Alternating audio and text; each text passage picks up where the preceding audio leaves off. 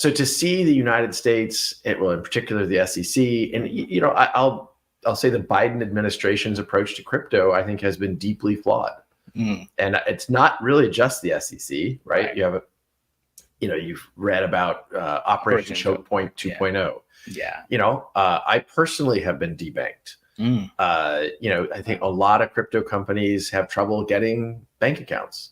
Wow. These are frustrating realities that really are, I think, acting outside of the legislative authority that Congress has given some of these agencies. It's frustrating for sure. This is why Ripple has fought the good fight. Yes. Yeah. And I think that the industry needed people to step forward and fight the good fight with the SEC. And I'll maybe slightly arrogantly say, I think it's emboldened the community around crypto to be more aggressive with the SEC. You saw Crypto.com filed suit. Obviously, Consensus filed suit against the SEC.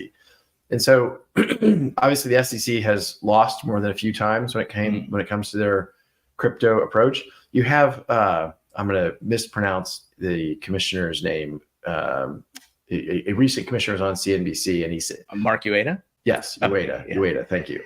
And he said, he described the SEC's approach to crypto as a disaster. Yeah. I agree with Commissioner Ueda. Unfortunately, Chair Gensler, I think, has put his head in the sand and wants to create laws that don't exist. His SEC created this idea that digital asset security. It's fiction. There's no legal basis for this. And it's funny, they're being hypocritical. In one case, they'll say, we apologize, we didn't mean to cause confusion. And in the next case, we're using this term. Yeah. It's crazy. Yeah. Well, I mean, particularly with Binomial, they're using actual documents from a case they lost against Ripple, but not acknowledging that they lost the case. And it's like, wait a minute. I mean, again, I don't know what's legal and illegal because I'm not a lawyer, but I do know what's right and wrong. That isn't right. Yeah.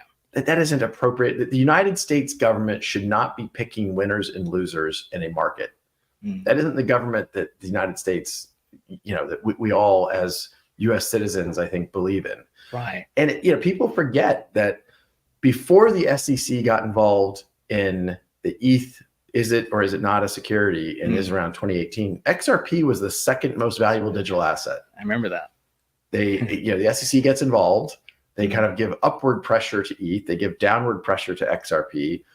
Eventually, I think those things sort out over a long arc of time. I think XRP will stand on its own with regulatory clarity. I think we already have it, but we need to keep that fight going.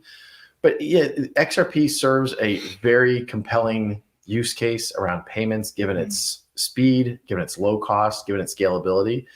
I think you're going to have a lot of winners in the crypto world. I believe very much in a multi-chain world, and XRP will, I think, clearly be one of the winners in that ecosystem. So Brad, despite all the headwinds we face with the SEC and other agencies, we're seeing some progress in Congress. And then you have presidential candidates who are campaigning on crypto. FIT21 made it out of the House with Democrat support, which surprised many folks. There's talks about getting a version of that through the Senate by the end of the year. Are you optimistic that 2025, knock on wood, is the year we get comprehensive legislation?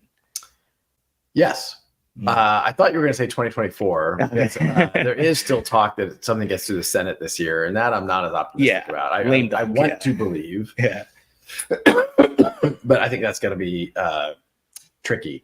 But there is momentum around this, and again, I think regardless of who wins the presidential election, I think there's momentum around this. As you highlighted, FIT21 would be a big step forward. It did have pretty broad bipartisan support. And I think, we'll continue to see forward momentum on a stablecoin bill. So I think we will see that. I will also take a moment, though, to remind people that although the United States is the largest economy in the world, the rest of the world is actually doing stuff and it is moving forward. I mean, Ripple's customers, 95% of our customers are non-US. There's a lot of people doing really good things around crypto. It's just the US is frankly backwards. They're behind. And I think, 5 years from now, we'll look back. It'll have been a speed bump. We'll keep moving forward. But sometimes I feel like we over-index as, we're here in the United States today in Miami, but sometimes I feel like we over-index on what's going on in the US and we lose sight of how positive and constructive things are going on around the world. Yeah, absolutely. There's a question I forgot to ask you earlier about stablecoins and the US dollar being the world reserve currency. And there seems to be an attack on the status of the US dollar as a world reserve currency. There's a bunch of other countries trying to use other assets for trading or currencies for trading. Do you think the US is in danger of losing that status if it doesn't move fast enough with stablecoins? Well, I think stablecoins help the US dollar as the world's reserve currency. And I think, the fact that some people in Washington, D.C. don't understand that is indicative of they need to learn, they need to understand. Yeah. So I think the rumors of the US being the US dollar being dislodged as the world's reserve currency, the rumors of my demise have been greatly exaggerated. Sure. People have talked about that for decades, and we haven't really seen it change too much. You are seeing, particularly in certain country pairs and currency pairs, kind of some alignment to try to avoid the US dollar. But I don't think it's going to change dramatically anytime soon. And I think in some ways, the U.S. should lean in to what I think some in government don't understand is by leaning in, they're actually helping preserve that dollar dominance as opposed to in some way disrupt or see it atrophy. So Brad, there's a question a lot of people want me to ask you. So let's say we get legislation next year. Kansas Jayhawks will win the national championship this year. That's not it. Unfortunately not. That if there's clarity next year and we are in a different environment, regulatory wise, will Ripple IPO?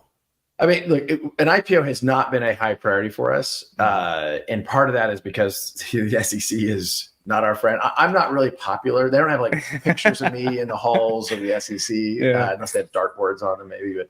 But you have to remember, most companies go public because they want to raise capital. We have been fortunate that we are in a strong financial position. We have continued to make acquisitions. We've continued to invest in lots of different projects around crypto, around XRP. And so, for most people, there's an urgency to go public, and they're talking about going public as quickly as they can because they want to raise capital. Sure. So we have a couple dynamics here with Ripple. One is we have a hostile SEC, hostile US, environment. And we have a company that doesn't need to go raise capital. And so it's just been a back burner topic. So look, I think we want to make sure our shareholders have liquidity. We want to make sure our shareholders are happy. We want to make sure the company is valued appropriately. And so we don't take anything off the table. Sure. But I also just acknowledge it's not a high priority. And honestly, even when I think about it, usually when a company says, okay, we're going to go focus on going public, it still takes 12 plus months. And so, if you see, I think Gensler will be gone sometime next year, in my judgment, that, even if you said right then, okay, let's go prioritize this, it'd still probably be 12 months. Sure. So, that gives you a best case scenario.